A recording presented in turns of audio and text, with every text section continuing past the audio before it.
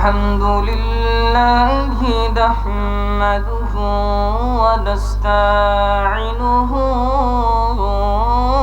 ونستغفره ونعوذ بالله من شرور أنفسنا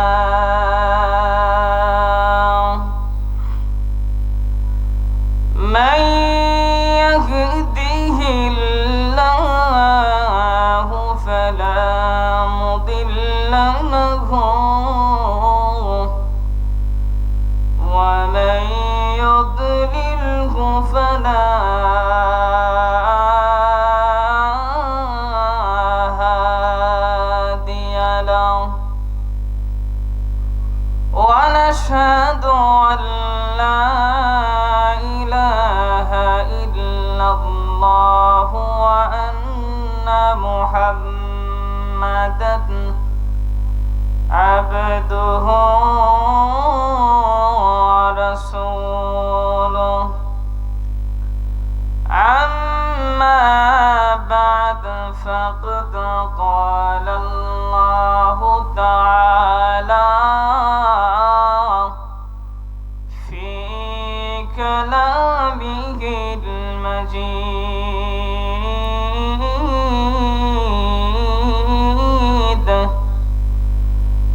والفرقانه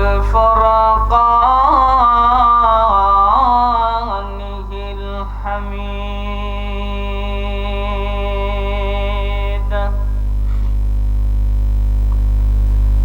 أعوذ بالله من الشيطان الرجيم. بسم الله الرحمن الرحيم. إن الله وملائكته يصلون على النبي يا أيها الذين آمنوا صلوا عليه وسلموا تسليما. اللهم صل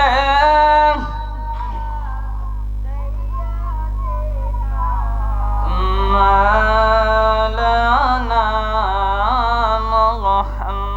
محمد وعلى آله مولانا रंगेला है जहां में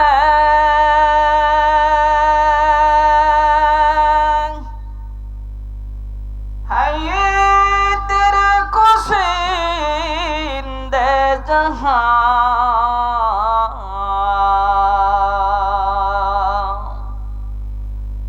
है शुआए فجا مخزنية عرشي. اللهم صل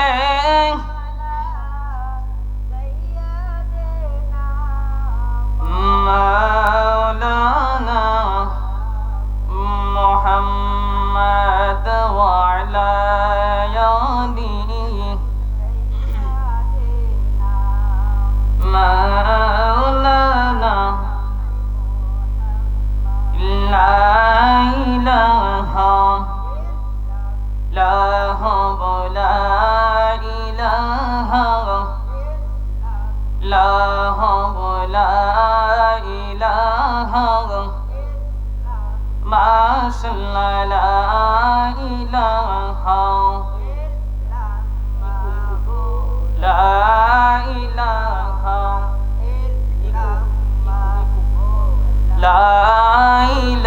ইলাহা আল্লাহ রাইতে যখন শুইতে যাই হেরে চোখের জলে বুক বাসাই আল্লাহ রাইতে যখন শুইতে যাই হেরে চোখের জলে বুক বাসাই আমরা কবে যাব তোমার বাড়ি নবী কবে যাব তোমার বাড়ি নবী সেই কথাটা জানতে চাই লা ইলাহা লা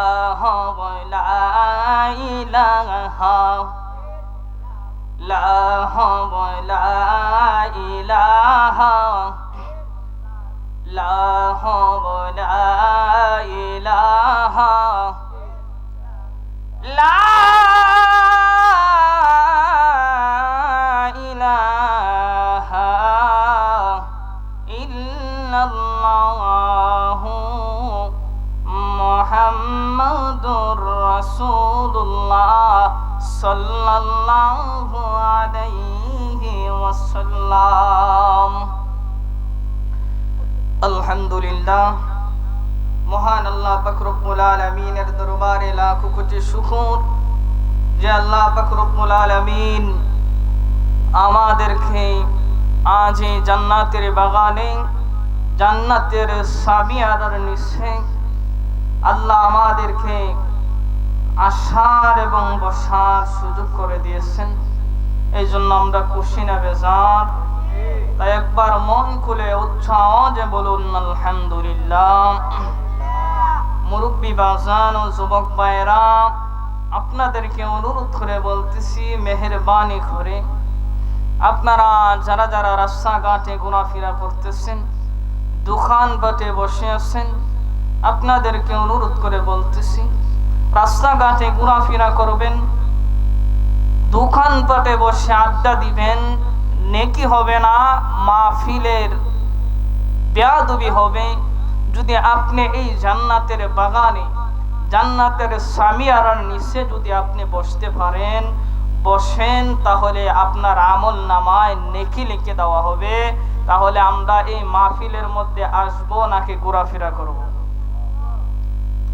আপনাদেরকে অনুরোধ করে বলতেছি বাজান, রাস্তাঘাটে ঘোরাফেরা করবেন না। এই জান্নাতের বাগানটা সাজানো হয়েছে, হয়তোবা এই বছর আপনার হায়াত আছে, আপনাকে আল্লাহ দয়া করে, মায়া করে, মহব্বত করে আল্লাহ আপনাকে সুস্থ রাখছে, হায়াত বাড়িয়ে দিয়েছেন। এই জন্য এই মাহফিলটা, জান্নাতের বাগানটা পেয়েছেন। হয়তোবা আগামী বছর অনেকে এই মাহফিলটা নাও পাইতে পারে, ঠিক নেই? এই দুনিয়া থেকে বিদায় নিয়ে যেতে হবে। টুপিয়াজুর ইউসুফপুর কবরবাসীর স্মরণে, এই কবরবাসীর স্মরণে এই আজকের মাহফিল আয়োজিত। আমরাও একদিন এই খবরের মধ্যে যাইতে হবে, এই দুনিয়ায় খেয়েও থাকবো না। আল্লাহ রব্বুল আলামিন আমাদেরকে এই দুনিয়ার মধ্যে পাঠিয়েছেন, শুধু আমাদেরকে নয়, এই পৃথিবীর মধ্যে আল্লাহ রব্বুল আলামিন যা কিছু সৃষ্টি করছে সব কিছুকে একদিন মৃত্যুর স্বাদ গ্রহণ করতে হবে, বলেন ঠিক কিনা? মৃত্যুর স্বাদ গ্রহণ করতে হবে, কি হবে না? বিসমিল্লাহির রহমানির রহিম। কুল্লু নাফসিন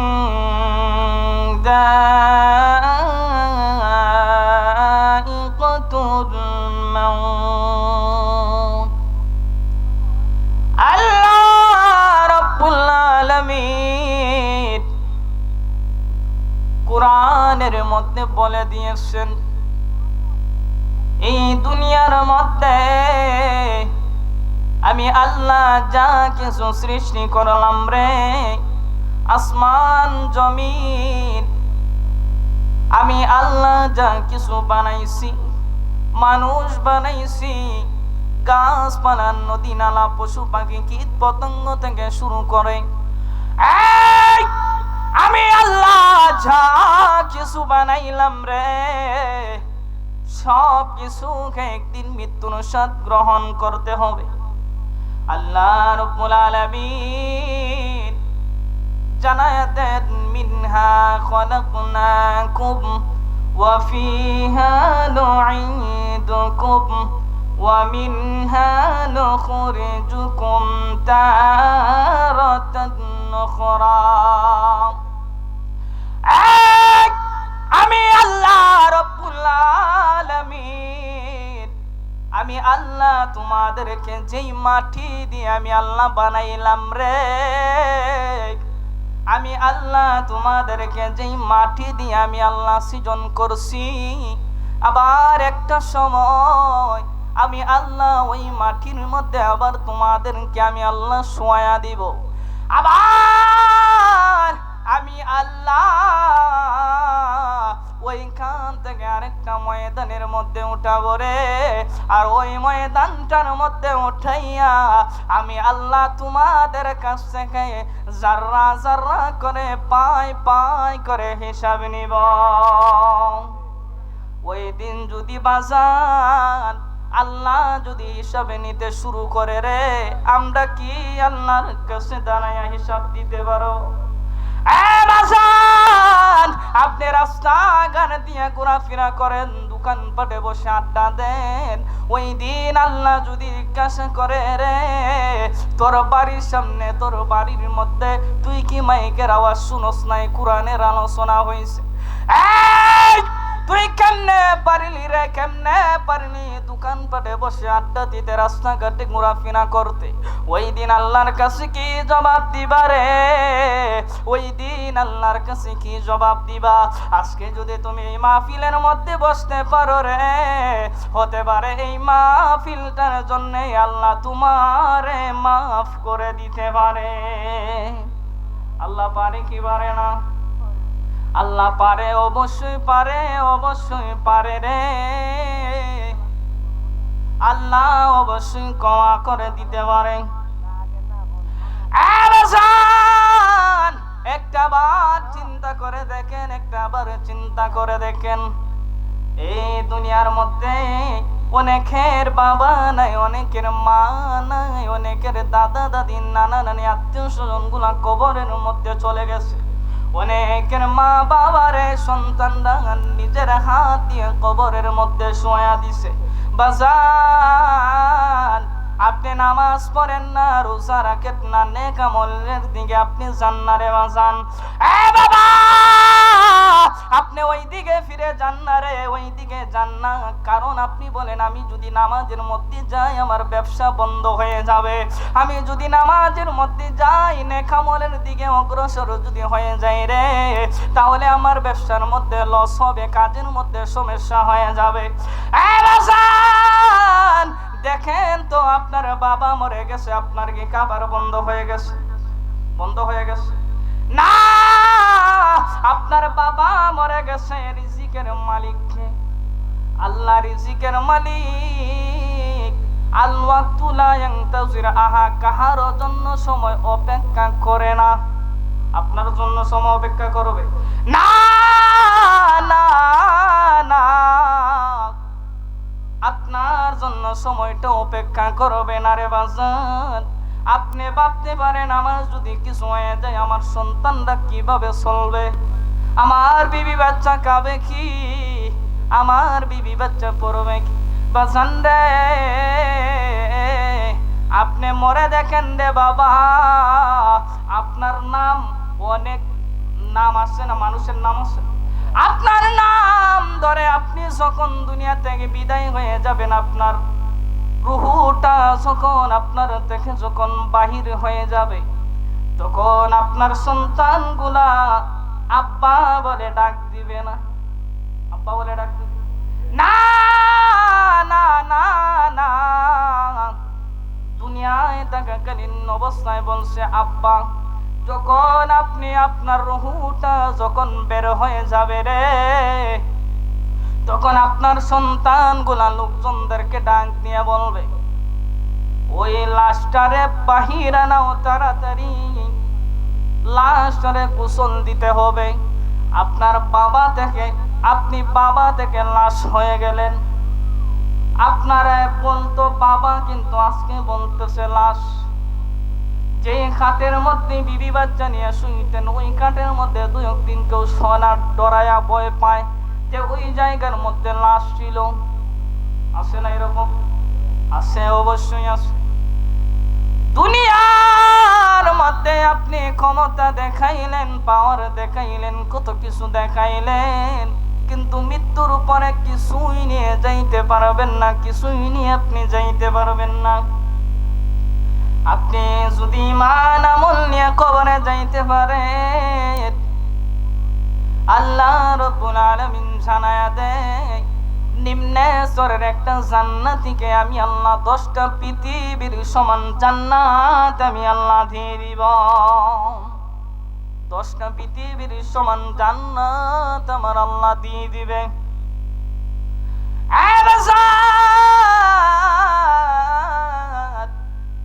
আজরাইল যখন আপনার সামনে যখন দাঁড়ায় যাবে, আপনার সামনে যখন আজরাইল দাঁড়ায় যাবে, যদি আপনি বদকার হন তাহলে আপনার চটপটানি শুরু হয়ে যাবে, চক্ষুগুলা বের হয়ে যাবে। বাবা, যদি আপনি নেক আমলদার হন, ইমানদার হয়ে মরতে পারেন রে, আজরাইল নবীর সামনে যখন আজরাইল আলাইহিস সালাম যখন আসলো নবীর জানটা কেড়ে নেওয়ার জন্য, বাবা, আজরাইল যখন নবীর বুকের মধ্যে হাত রাখছে রে, নবী বলেন, আজরাইল, ও আজরাইল, তুমি আমার বুকের মধ্যে কি রাখলা রে, কি রাখলা? তখন আজরাইল বলে, নবী গো, আপনার বুক মুবারকের উপরে আমার হাতটা রাখছি গো নবী। আজরাইল, না রে না, তুই আমার বুকের উপরে হাত রাখলি রে, কিন্তু আমি নবী মনে করলাম তুই মনে হয় আমার বুকের উপরে উহুদ পাহাড়টারে রেখে দিয়েছিস। তখন নবী আজরাইলকে বলতেছে, আজরাইল, মৃত্যুর সময় জানি আমার গুনাহগার উম্মতের কি উপায় হবে রে, আমার গুনাহগার উম্মতের কি উপায় হবে, কি উপায় হবে, কেমনে জানি জানটা বের হয়ে যাবে রে। আমি নবী আমার উম্মতের কষ্ট সহ্য করতে পারবো না। আজরাইল, আমি নবীর কথা দে, আমার উম্মতদেরকে তুই কোনো কষ্ট দিবি না, কষ্ট দিবি না। আজরাইল বলতেছে, ইয়া রাসূলুল্লাহ, নবী গো, ইয়া রাসূলুল্লাহ নবী, আমি আজরাইল আপনি নবীরে কথা দিলাম, যদি আপনার উম্মত যদি ঈমানদার হয় গো নবী, আপনার উম্মত যদি আমলদার হয়, নেক আমলদার হয়, একটা শিশু বাচ্চা যখন মায়ের কোলে যখন ঘুমায়া যায়, কখন জানি ঘুমায়া যায়, সন্তান বলতে পারে না, ওইভাবে আমি আপনার উম্মতের জানটা নিয়ে নিব, আপনার উম্মত বুঝতেও পারবে না। ও নবী গো, যদি আপনার উম্মত যদি বদকার হয়, গুনাহগার হয় গো নবী, ইয়া রাসূলুল্লাহ, নবী গো, আমি আজরাইলের শরীরের মধ্যে এত ভয়ঙ্কর একটা রূপ নিয়ে আসবো গো নবী। ইয়া রাসূলুল্লাহ নবী, বাজান আপনি জানেননি আজরাইলের কতগুলা চক্ষু আছে? কিয়ামত থেকে নিয়ে, আদম থেকে নিয়ে কিয়ামতের আগ পর্যন্ত যত মানুষ দুনিয়ার মধ্যে আসবে, যারা গেছে আসবে, এতগুলা মানুষ, যত মানুষ আছে, এত পরিমাণের চক্ষু আজরাইলের শরীরের মধ্যে আছে। এই ভয়ঙ্কর রূপ নিয়ে আজরাইল আপনার সঙ্গে আসবে। নবী জানায় দে, উম্মত,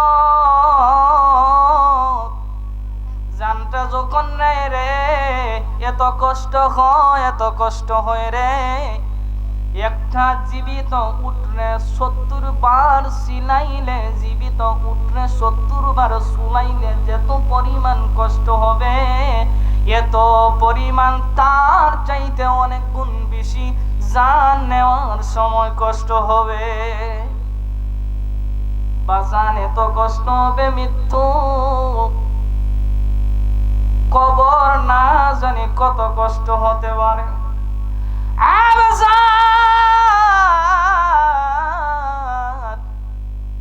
আমরা নামাজ পড়তে চাই না, নামাজের দিকে যাই না রে। এই কবরের মধ্যে কত মানুষ গুলা শুয়ে রয়েছে, এক দেশ থেকে আরেক দেশের কবর নেওয়া যায়, কিন্তু বাড়ির পাশে মা শুয়ে রয়েছে, বাবা শুয়ে রয়েছে, কেমন আছে তার কবর নেওয়া যায় না, ঠিক কিনা? যুবক ভাই, মুরব্বি বাজার, নামাজের দিকে অগ্রসর হয়ে যান, নামাজ পড়ুন। কাল হাসরের ময়দানে সর্বপ্রথম হিসাব নিবে নামাজের। কিসের হিসাব? নামাজের হিসাব। আউয়ালু মা ইউহাসাবু বিহিল আবদু ইয়াউমাল কিয়ামাতিস সালাম। আল্লাহ রাব্বুল আলামিন কাল হাসরের ময়দানে সর্বপ্রথম হিসাব নিবে নামাজের। কিসের হিসাব? নামাজের হিসাবে নিবে, নামাজের হিসাব। আমরা নামাজ পড়ি না, সাহাবীদের মতো তো আমরা হতে পারবো না, হতে পারি নাই, হতে পারবেও না। সাহাবী, নবীর সাহাবীরা কত কষ্ট করতেন, তারপর নেক আমল ছেড়ে দেয় নাই, নামাজ রোজা ছেড়ে দেয় নাই। নবীর একজন সাহাবী আব্দুল্লাহ আনসারী নামক এক সাহাবী প্রত্যেক দিন মসজিদে নববীতে নবীর পাশে দাঁড়াইয়া নামাজ পড়তো। আব্দুল্লাহ প্রতিদিন 5 ওয়াক্ত নামাজ তো জামাতের সঙ্গে আদায় করতো, কিন্তু সকলের পরে মসজিদে যাইতো, আবার সকলের আগে মসজিদ থেকে বাহির হয়ে আসতো। সাহাবায়ে কেরাম নবীর কাছে গিয়ে বলতেছে, ইয়া রাসূলুল্লাহ, নবী গো, ইয়া রাসূলুল্লাহ, ইয়া হাবিবাল্লাহ, নবী, আপনার একজন সাহাবী আব্দুল্লাহ আনসারী প্রতিদিন 5 ওয়াক্ত নামাজ আদায় করে, কিন্তু সকলের পরে মসজিদের মধ্যে আসে, আবার সকলের আগে মসজিদ থেকে বাইরে হয়ে যায়। ইয়া রাসূলুল্লাহ, নবী গো, আব্দুল্লাহকে আপনি জিজ্ঞাসা করেন না কেন এমন করে, কেমন এমনটা করে গো নবী। নবী সাহাবীদেরকে নিয়ে আব্দুল্লাহ আনসারীর বাড়ির মধ্যে গেলেন। আব্দুল্লাহ আনসারীর বাড়ির মধ্যে গিয়ে দরজার মধ্যে দাঁড়াইয়া যখন টুকটুক আওয়াজ দিতেছে আর নবী ডাক দিতেছেন, সাহাবীরা ডাকতেছে, আব্দুল্লাহ, ও আব্দুল্লাহ, তুমি কি ঘরের মধ্যে আসো নাকি? আব্দুল্লাহ জবাব দেয় না।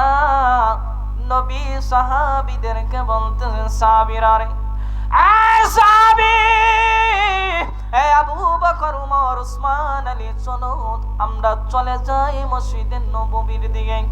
মসজিদের দিকে চলে যাই। মনে হয় আব্দুল্লাহ ঘরের মধ্যে নাই, মনে হয় আব্দুল্লাহ ঘরের মধ্যে নাই। সাহাবী, চলো রে, আমরা মদিনার দিকে ফিরে যাই। সাহাবীরা বলতেছে, ইয়া রাসূলুল্লাহ, নবী গো, ইয়া রাসূলুল্লাহ, নবী, আব্দুল্লাহ আনসারী এই মাত্র মসজিদ থেকে বাড়ির মধ্যে ফিরে আসলো গো নবী। ইয়া রাসূলুল্লাহ, নবী, আমাদের মনে হয় আব্দুল্লাহ আনসারী ঘরের মধ্যে আছে, ঘরের মধ্যে অবস্থান করতেছে। ইয়া রাসূলুল্লাহ, ইয়া হাবিবাল্লাহ, নবী গো, আমাদের মনে হয় আব্দুল্লাহ আনসারী ঘরের মধ্যে আছে। নবী বলতেছেন, যদি ঘরের মধ্যে থাকতো রে, আমি নবী ডাক দিতেছি, তারপরেও আব্দুল্লাহ খুলে না কেন আমি বুঝতে পারলাম না। চলো রে, চলো মদিনার মসজিদের নববীর দিকে আমরা ফিরে যাই। তখন সাহাবীদেরকে নিয়ে যখন নবী রওনা হয়ে গেল মসজিদে নববীর দিকে, হঠাৎ করে আব্দুল্লাহ আনসারী দরজা খুলে পিছন পিছন দৌড়ায় আর বলতেছে, ইয়া রাসূলুল্লাহ, নবী গো, ইয়া রাসূলুল্লাহ, নবী, ইয়া হাবিবাল্লাহ, নবী, নবী, আপনি কেন আসছিলেন গো নবী, কেন আসছিলেন? ইয়া রাসূলুল্লাহ, নবী গো, আমার মতো গরিব সাহাবী আপনার আর সাহাবীদের মধ্যে নাই গো নবী। ইয়া রাসূলুল্লাহ, নবী গো, আমি অনেক গরিব একজন সাহাবী আপনার। নবী গো, আমি গরিব সাহাবীর বাড়িতে আপনি কেন আসলেন গো নবী? নবী বলতেছেন, আব্দুল্লাহ, ও আব্দুল্লাহ, তোমাকে আমি জিজ্ঞাসা করতে আসলাম, তুমি 5 ওয়াক্ত নামাজ বা জামাতে আদায় করো, কিন্তু সকলের পরে যাও, আবার সকলের আগে কেন মসজিদ থেকে বের হয়ে চলে আসো? আব্দুল্লাহ, তুমি এমনটা কেন করো রে, এমনটা কেন করো? আব্দুল্লাহ আনসারী নাক দিয়ে বলতেছে, ইয়া রাসূলুল্লাহ, নবী গো, ইয়া রাসূলুল্লাহ, ইয়া হাবিবাল্লাহ, নবী, ইয়া নবী, আমি গরিব একজন সাহাবী আপনার। নবী গো, আপনি যখন আমারে যখন ডাক দিছিলেন গো নবী, আমি আব্দুল্লাহ ঘরের মধ্যে অবস্থান করছিলাম গো নবী। নবী গো, কিন্তু আপনার ডাকের সাথে সাথে আমি আব্দুল্লাহ দরজা খুলতে পারি নাই। ইয়া রাসূলুল্লাহ, নবী গো, জানেননি, আপনি জানতে চাইছেন আমি কেন সকলের পরে মসজিদে যাই, আবার কেন সকলের আগে মসজিদ থেকে চলে আসি? ইয়া রাসূলুল্লাহ, নবী, আমার ঘরের মধ্যে একটাই মাত্র জামা আছে গো নবী, যেই জামাটা পরিধান করে আমিও নামাজ আদায় করি, আমার স্ত্রীও নামাজ আদায় করে। কন্যা সুবহানাল্লাহ। ইয়া রাসূলুল্লাহ, নবী গো, আমি সকলের পরে যখন মসজিদের মধ্যে যখন যাই গো নবী, ও নবী, আমার ঘরের মধ্যে একটা গর্ত আমি করে রাখছি গো নবী। ওই গর্তের মধ্যে বসাইয়া আমার 2টা সন্তানকে বাহিরে খেজুর গাছের মধ্যে বেঁধে রাখিয়া, আমার স্ত্রীকে উলঙ্গ অবস্থায় গর্তের মধ্যে রাখিয়া আমি আব্দুল্লাহ দরজা বন্ধ করে আমি মসজিদের দিকে দৌড়াইয়া যাই। ইয়া রাসূলুল্লাহ, নবী গো, আবার যখন নামাজ যখন শেষ হয়ে যায়, আমি দ্রুত দৌড়াইয়া আবার বাড়ির মধ্যে আসি, আমার জামাটা খুলিয়া আমি উলঙ্গ অবস্থায় গর্তের মধ্যে বসে থাকি, আর ওই জামাটা পরিধান করে আমার স্ত্রী নামাজের মধ্যে মগ্ন হয়ে যায়। আব্দুল্লাহ আনসারীর এই কথা শোনার পরে নবী কান্না করতেছে, নবী কান্না করতেছে। আবু বকর, ওমর, উসমান, আলী ডাক দিয়ে বলতেছে, আব্দুল্লাহ, আমার নবী রে কি এমন বললা রে, নবী কেন কান্না করতেছে, কেন কান্না করতেছে? আব্দুল্লাহ সাহাবীদেরকে ডাক দিয়ে বলতেছে, সাহাবায়ে কেরাম, আমি আমার নবীরে কষ্ট দেওয়ার মতো কোনো কিছুই বলি নাই। আমার নবী জানতে চাইছে আমি কেন সকলের পরে মসজিদে যাই, আবার কেন সকলের আগে কেন মসজিদ থেকে বের হয়ে আসি। আমি ওই কথার বর্ণনা গুলা দিলাম, আমি কেন পরে যাই, আবার কেন চলে আসি। সাহাবায়ে কেরামদেরকে যখন এই কথাগুলা বলল, সাহাবীরাও কান্দে, নবীও কান্দে, সাহাবীও কান্দে, নবীও কান্দে। আব্দুল্লাহ, কেমনে রে, কেমনে সম্ভব রে, কিভাবে একটা জামা পরিধান করে তুমিও ইবাদত করো, আবার তোমার স্ত্রীও ইবাদত করে? আবার নবী তাকায় দেখলেন খেজুর গাছের মধ্যে 2টা সন্তানকে আব্দুল্লাহ বেঁধে রেখে দিয়েছে। আব্দুল্লাহকে ডাক দিয়ে বলতেছেন, আব্দুল্লাহ, ওই গাছের মধ্যে কার সন্তানরে তুমি বেঁধে রেখে দিয়েছ রে আব্দুল্লাহ? আব্দুল্লাহ চোখের পানি পালায়া কান্দে, নবী গো, ও নবী, ওই 2টা সন্তান আমি আব্দুল্লাহর তাহলে তোমার সন্তানগুলারে কেন তুমি বেঁধে রেখে দিয়েছো? তখন আব্দুল্লাহ চোখের পানি ফালাইয়া ফালাইয়া নবীর কাছে কান্না করে, ইয়া রাসূলুল্লাহ, নবী গো, আমি এত গরিব সাহাবী, খেজুর গাছ ক্রয় করার মতো আমার কাছে কোনো সামর্থ্য নাই, আমার কাছে কোনো পয়সা নাই, টাকা নাই। ইয়া রাসূলুল্লাহ, নবী গো, ইহুদির বাড়ির একটা খেজুর গাছ আমার বাড়ির দিকে চলে আসে গো নবী। ইয়া রাসূলুল্লাহ, নবী গো, ওই ইহুদির বাড়ির খেজুরগুলা টুকায়া টুকায়া যখন আমার সন্তানগুলা ভক্ষণ করে, আমি আব্দুল্লাহর সহ্য হয় না। ও নবী, ইহুদির বাড়ির গাছের খেজুর খায়া যদি আমার সন্তানগুলা যদি আল্লাহর কাছে দোয়া করে, তাহলে আমার সন্তানের দোয়া আল্লাহ কবুল করবে না। ইয়া রাসূলুল্লাহ, নবী গো, আমার সন্তানগুলারে ওই কারণে বেঁধে রেখে দিয়েছে। সন্তানগুলার কাছে যখন নবী বলতেছেন, তোমাদেরকে কেন বেঁধে রেখে দিয়েছে তোমরা বলো?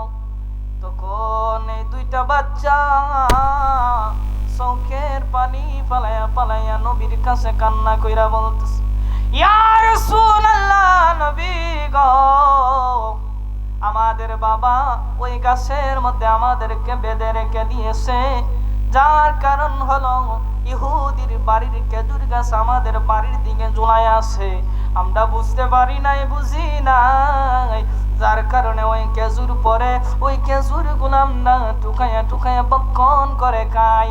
যদি আমরা ওই খেজুর খাইয়া যদি আমাদের বাবার কাছে যদি আমরা দোয়া করি গো নবী, বাবার জন্য মার জন্য যদি দোয়া করি, আল্লাহর কাছে যদি চাই, আল্লাহ নাকি আমাদের দোয়া কবুল করবে না।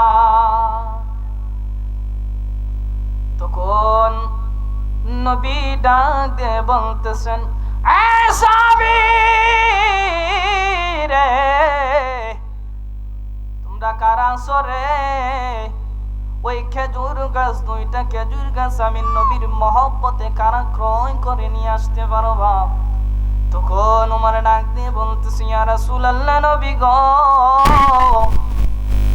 আমি আবু বকর আপনারে অনেক ভালোবাসি, অনেক মহব্বত করি গো নবী। ইয়া রাসূলুল্লাহ, ইয়া হাবিবাল্লাহ, নবী,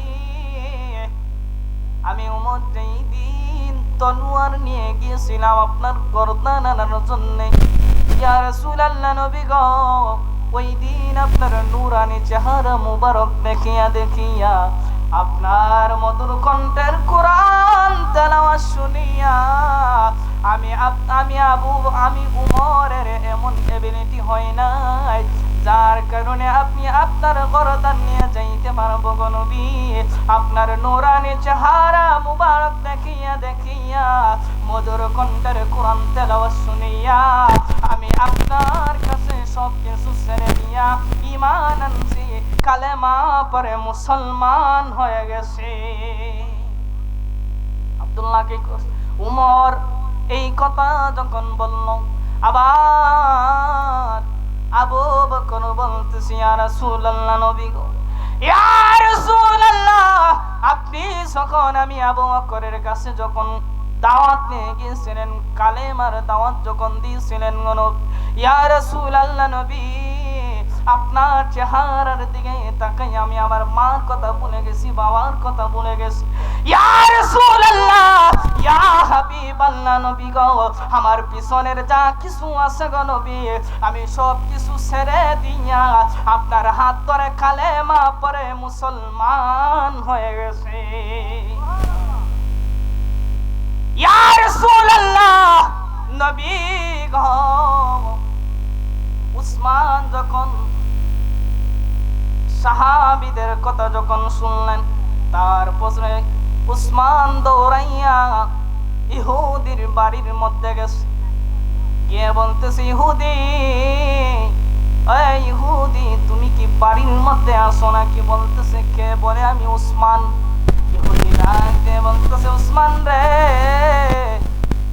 তোমার মতো তো ধনী বড় লোক আর কেউ নাই রে ওসমান। এত বড় লোক এত ধনী মানুষ কেন আমার বাড়িতে আসলো আমি বুঝতে পারলাম না। ওসমান ডাক দিয়ে বলতেছে, ইহুদি তোমার বুঝে আসুক বা না আসুক তাতে আমার কিছু যায় আসে।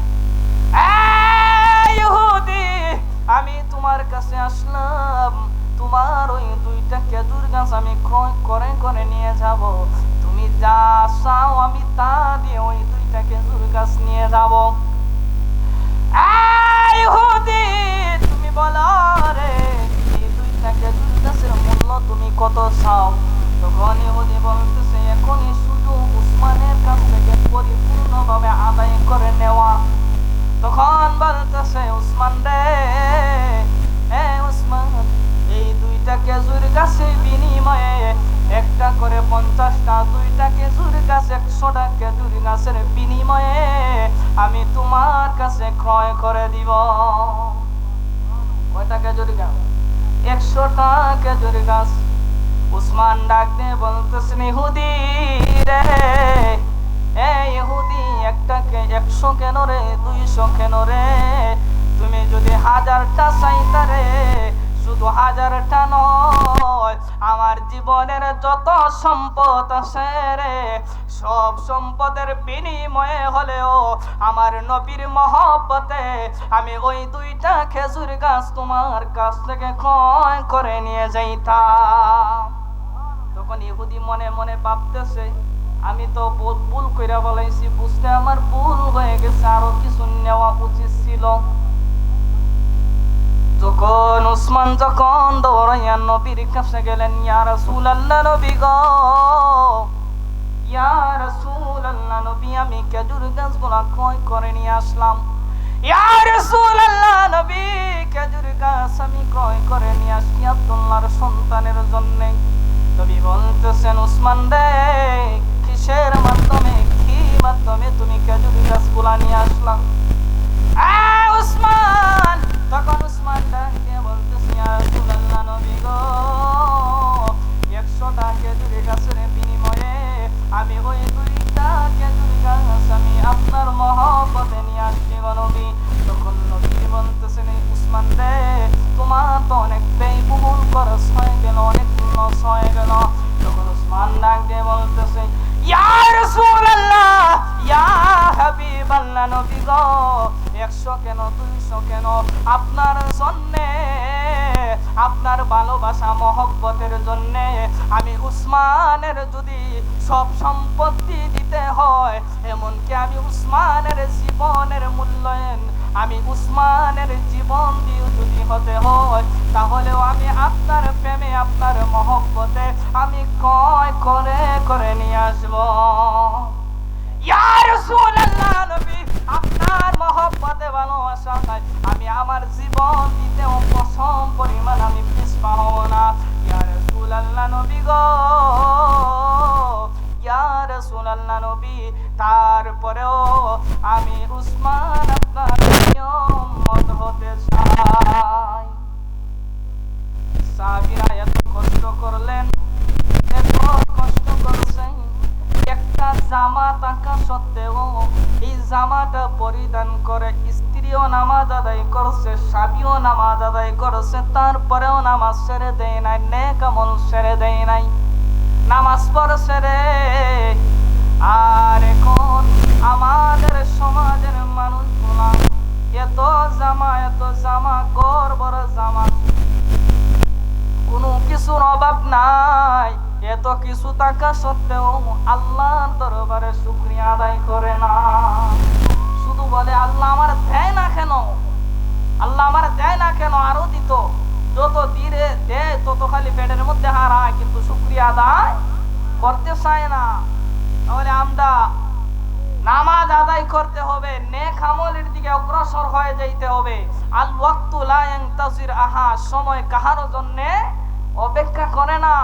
সময় থাকতে, এটা পরীক্ষার হল, পরীক্ষা দিতে আসছি এই দুনিয়ার মধ্যে, পরীক্ষা দিব, রেজাল্ট এই দুনিয়ার মধ্যে পাবো না, কাল হাসরে আল্লাহ আমাদের হাতের মধ্যে রেজাল্ট গুলা ধরায় দিবে।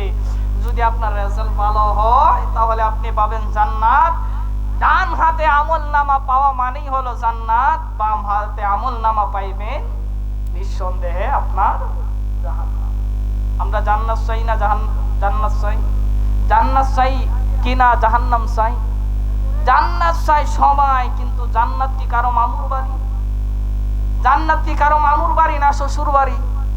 যে জান্নাত চাইলাম আর জান্নাত পেয়ে গেলাম? না, জান্নাত কারো মামুর বাড়িও না, শ্বশুর বাড়িও না। আপনি জান্নাতের কাজ করবেন, জান্নাত পাইবেন, জাহান্নামের কাজ করবেন, জাহান্নাম পাইবেন। এইটা ইনসাফওয়ালা বিচার নয়। সমাজের মধ্যে ইনসাফ নিয়ে কেউ বিচার করে না, ইনসাফের মালিক আল্লাহ। ওই দিন ইনসাফের বিচার হবে। তাই আল্লাহ যেন আমাদের সকলকে যেন বুঝার এবং আমল করার তৌফিক দান করেন। আমরা যেন সঠিকভাবে সঠিক পথে যেন চলতে পারি। আল্লাহ আমাদের সকলকে যেন বুঝার এবং আমল করার তৌফিক দান করেন। আল্লাহ আমাদের প্রত্যেককে যেন হেদায়েতের নূর পয়দা করেন। সবাই বলুন আল্লাহুম্মা আমিন। ওয়া আখির দাওয়ানা আনিল হামদুলিল্লাহি রাব্বিল আলামিন। আসসালামু আলাইকুম ওয়া রাহমাতুল্লাহি ওয়া বারাকাতুহু।